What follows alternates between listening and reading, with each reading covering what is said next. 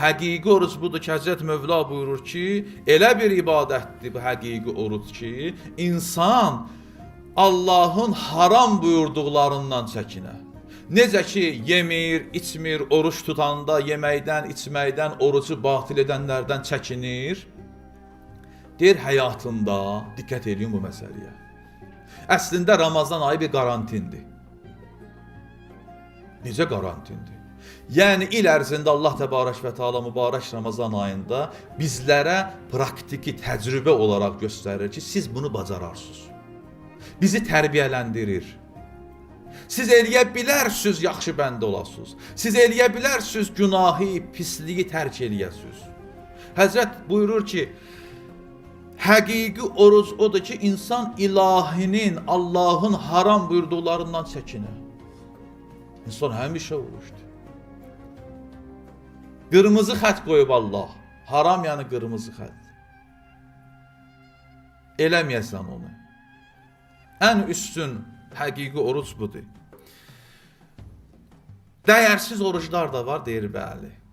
Bir çoxları Həzrət Zəhra salamullah aleyha buyurur ki, deyir adam ki dilin, gözün, bədən üzvlərin qorumur, ona orucdan, aclıqdan və susuzluqdan başqa nə qalar? Bəziləri fəqət ac qalır, susuz qalır. İmam Sadiq əleyhissalam buyurur ki, neçə dəstə insanların orucu düzgün deyil, dəyərsiz oruç tutarlar. Bir o adamdır ki, məsum imama itaətsizlik eləyər. Oruç tutur, amma İmam-ı Zəmanına itaətsizlik eləyir. İmam Zaman bizdən nə istəyir indi? Dəyər qiymət vermir ona. Heç maraqlı dörsün, İmam Zaman var, yoxdur, məndən bu günümdə nə istəyir? Və yaxud da ki, istənilən məsum imamın göstərişini pozur, itaətsizlik eləyir. Bunun orucuna nə verərlər? Sonra buyurur, o qul içi, quldarlıq dövründə, ağasından qaçıbdır. Sonra buyurur, o xanım içi, həyat yoldaşına qarşı itaətsizlikdir, öz vəzifələrini icra etmir, amma oruç tutur. Və sonra buyurur, övladı ki, aqı valideyndir. Oruç tutur, amma atasına, anasına qarşı aqı valideyndir. İmam Sadiq ağa buyurur ki, bu adamların orucu dəyərsiz orucdur. Orucun faydaları var, əzizlər, qardaşlar. Həzrət Zəhra salamullah aleyha buyurur, oruc nə üçün vacib olubdur? Yəni, Allah orucu nə üçün vacib eləyib? Onun hikmətin Həzrət Zəhra həmin o gözəl xutbəsində buyurur. Eləli şəraidə də Şeyx Sədud rəhmətullah gətirib ki, Allah orucu vacib eləyib ki, bəndələrdə ixlas yaransın. İxlası, xalisliyi möhkəmləndirsin. Orucun faydalarından biri budur ki, insan ilahi əzabdan amanda qalar. Əs-savmu cünnətun minən-nar. Cəhənnəm odundan qalxandır. Orucun ən mühüm və ən böyük mükafatı var. Mənə rast gəlməyibdir hansısa bir ibadətin qarşılığında Allah belə buyursun. Hədis-i qudüsüdə buyurur da.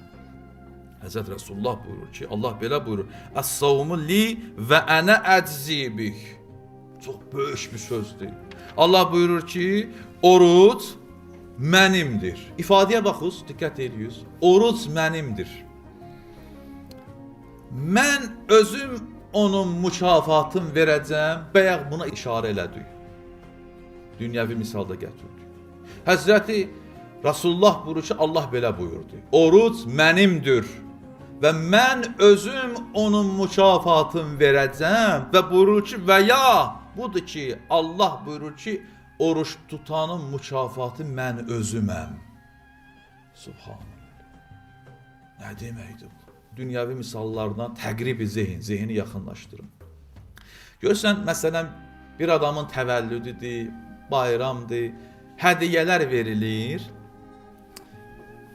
Biri deyir ki, mən sənə nə hədiyyə verim?